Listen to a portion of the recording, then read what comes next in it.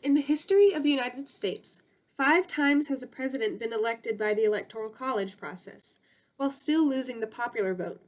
That seems silly, right? Someone who has lost an election by the people shouldn't be able to win the presidency. To a majority of Americans, this system is unfair and strips away the idea of one person, one vote. By keeping this system, it begs the question, does your vote actually count in an election? In the current system of American elections, land votes, not people, causing candidates to focus on getting the most states rather than the most people. Candidates do not have your best interest in mind. It is all just a game to see who can win the most states. By implementing a system based on the popular vote, it can assure that presidential candidates will have to listen to what the people want and appeal to the most amount of people rather than specific states. I have compiled information from news sources such as New York Times and CNBC in order to give the most accurate information I can about the Electoral College and why I believe we need to abolish it. In my speech, I will be providing reasons as to why I believe the current election system is unfair and anti-democratic, and explaining why there needs to be significant change and quickly. The Founding Fathers created a system that worked best for them at the time.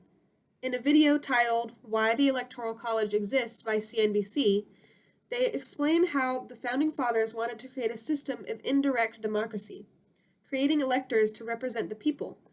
These electors would know what was happening in national politics, whereas the common citizen might not understand all the implications of politics or what they would be voting on, because of how slow information got around at the time. We don't need this system anymore.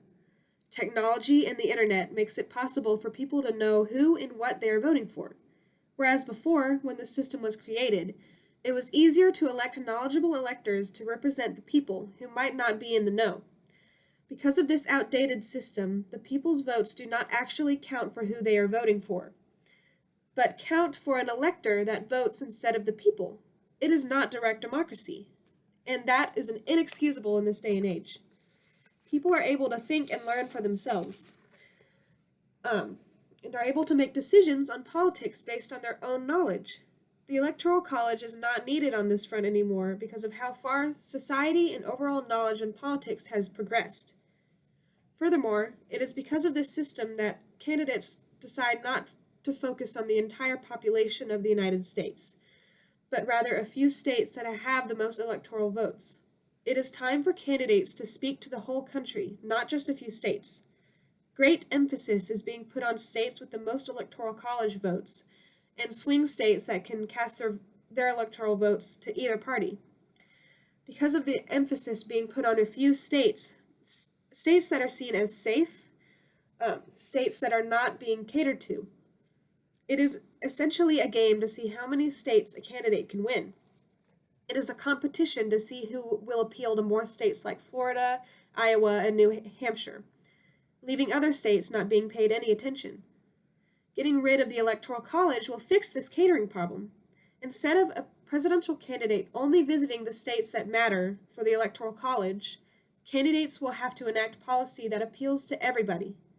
By changing the system to where elections are decided based on the popular vote, this could dismantle the corrupt two-party system and create a platform where candidates from all belief systems can speak to the people.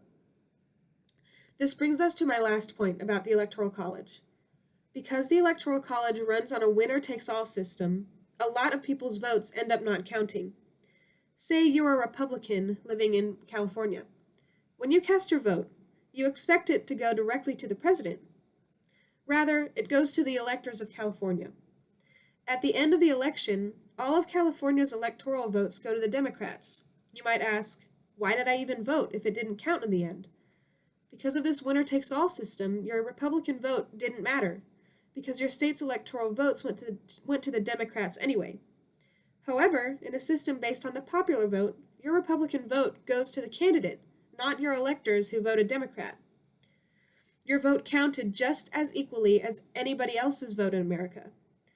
In the current winner-takes-all system, in the individual states, some people's votes can end up not counting in the long run if the electorates vote the opposite of what half the state voted for.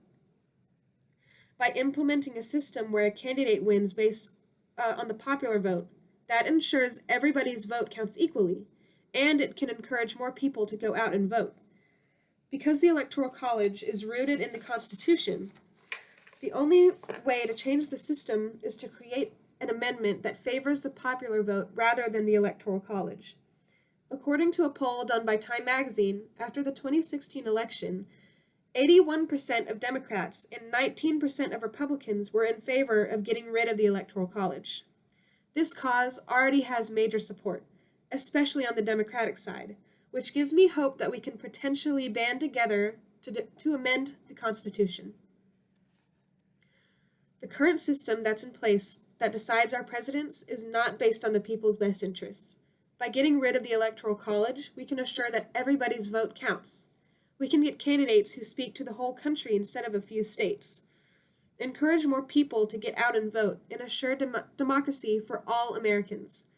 The Electoral College promotes a system that is anti-democratic, a system that does not ensure that all voters are heard. A system where a candidate can win the most votes but lose the election is not democratic, and is not for the people. I hope I have made you think about the implications our current system has, and hopefully I have convinced you that there needs to be serious change to ensure that the president is chosen by the people and for the people. Let us work together to change the system into one that ensures democracy for all.